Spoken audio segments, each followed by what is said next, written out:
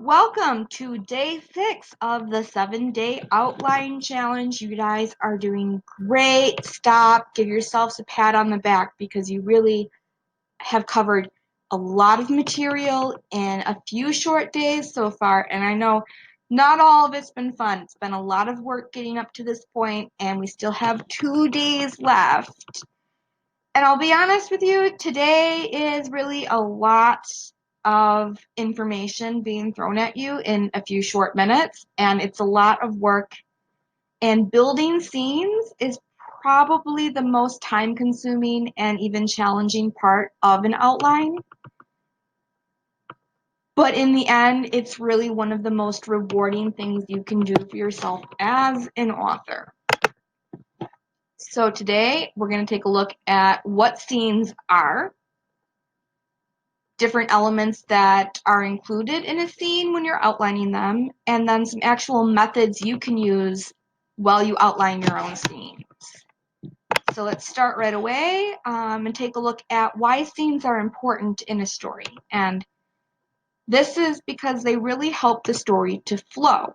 One scene builds the next scene, and then the next scene, and so on and so forth. So you cannot have the second scene without the first one being concluded. And I think a good example is we know when we're watching a movie or a TV show, we're watching a series of scenes taking forth that are being acted out. Well, it's really the same thing in a novel, but as a reader, we divide the stories into chapters because that's how the book is divided.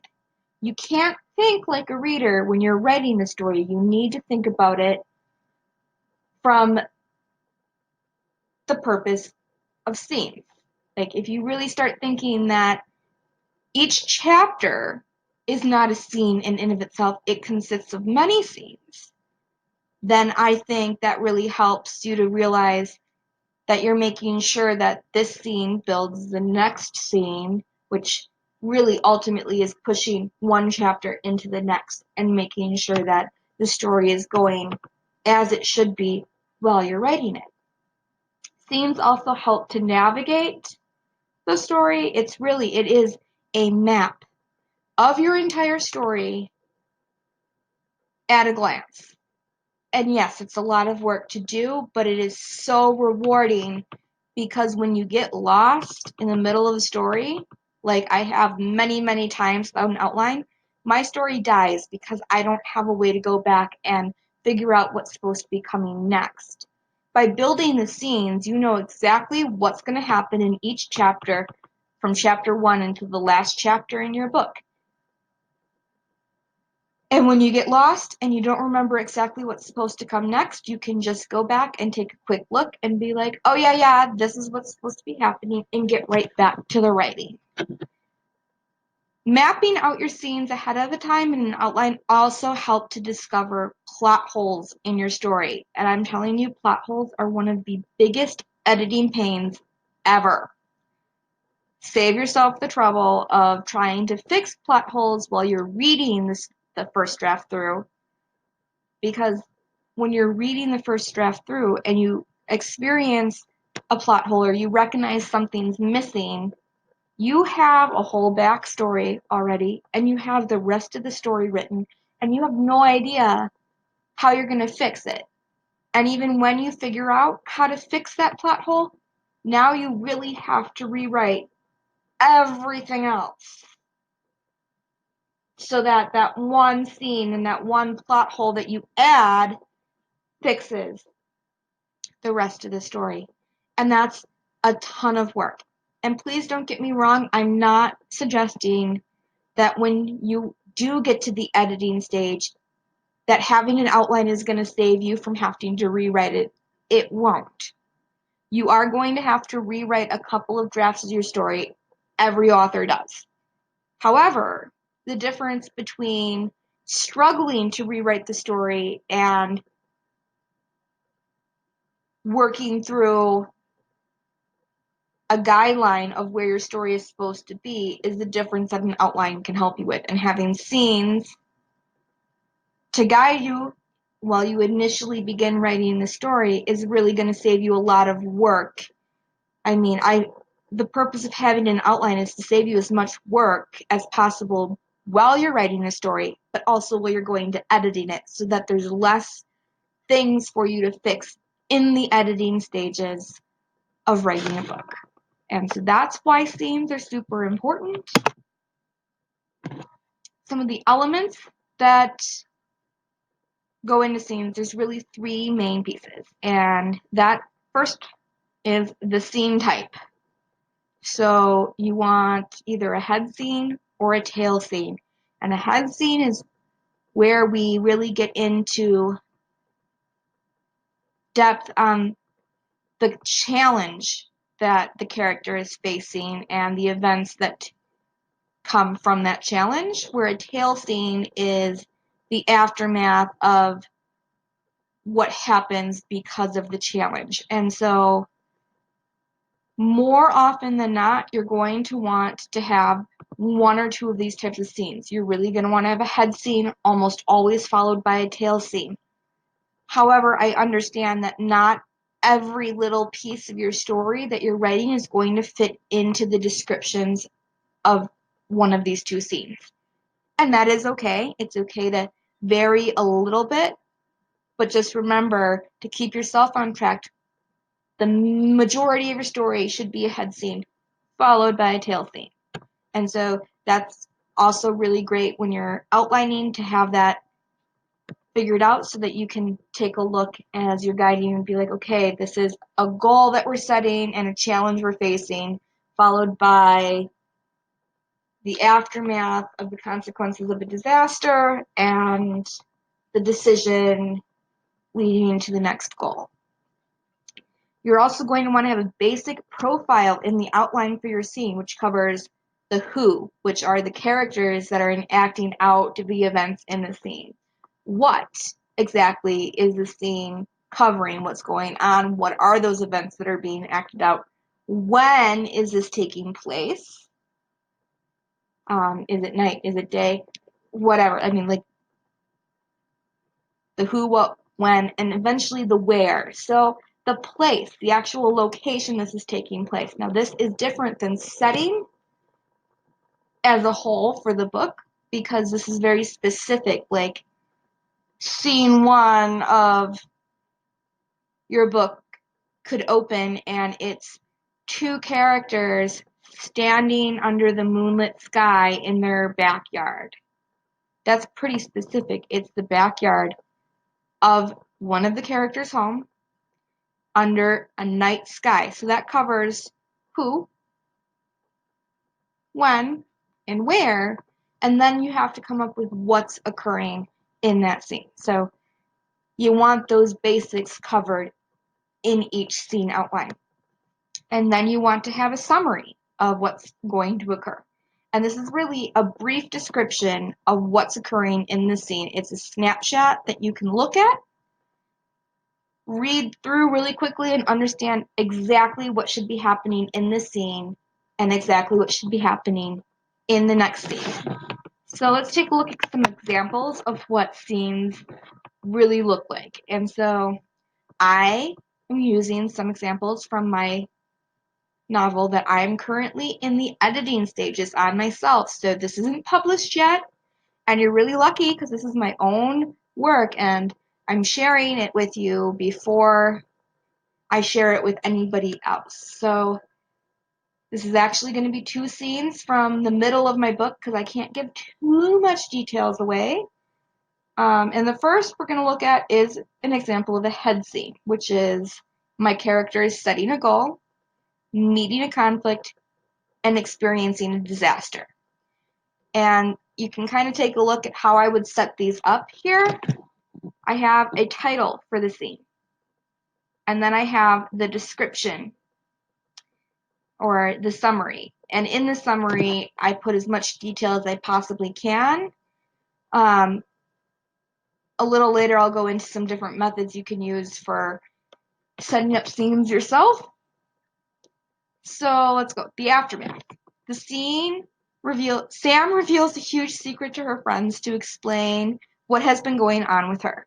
She hopes to put it behind her, but her friends are even more concerned, and one friend suggests Sam meets an outside acquaintance to help her. All right, so Sam has already overcome a huge conflict because she has revealed this huge secret that's been weighing on her. And now she sets the goal of putting it behind her and going back to life as normal, but experiences this conflict because now her friends are even more concerned than they were because now that she's let the cat out of the bag, she's opened up this can of worms that can't be closed again. And her friends are even more horrified because of these events and worried about her.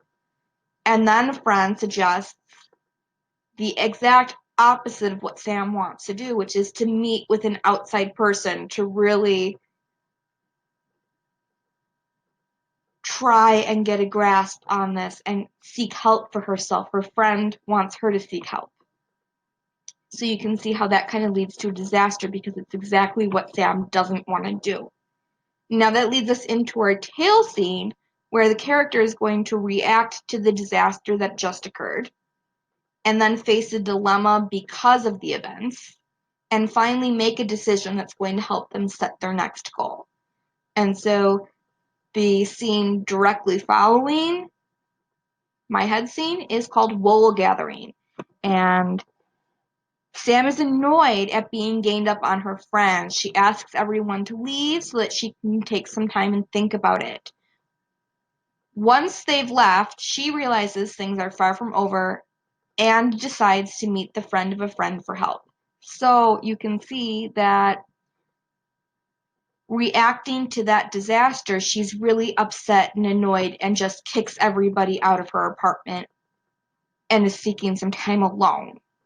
And then when she's alone, she's experiencing that dilemma of what do I do? Like, things aren't normal. They're never going to be normal again because I've already shared the secret. I can't go back. I can't take it back. So how do I move forward? And makes a decision that she should meet that friend of a friend, that acquaintance her friend suggested, just to see how that might help her move forward. So let's take a different look at some of the methods that you can use here to start setting up scenes. And the first is really a do-it-yourself method. And for this, you can use index card, post-it notes, notebooks. The index card method, if I was going to do a do-it-yourself, I'd probably use the index card method myself because it's an easier cleanup than post-it notes and less digging through pages and pages and pages of notes like it would be in a notebook.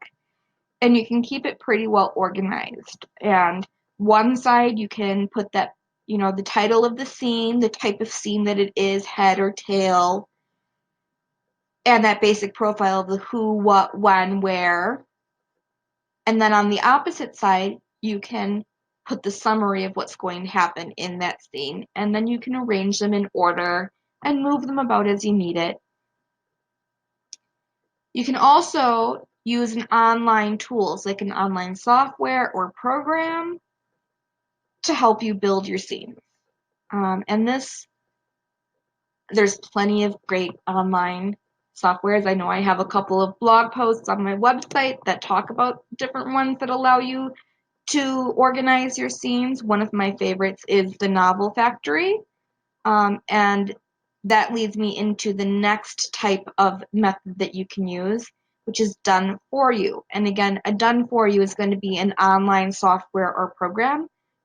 The Novel Factory does have something built into it where you don't have to use it by any means, but you can benefit from the program actually generating all of your scenes for you based on the extended synopsis of your story that you write, and it takes those scenes and will do it for you.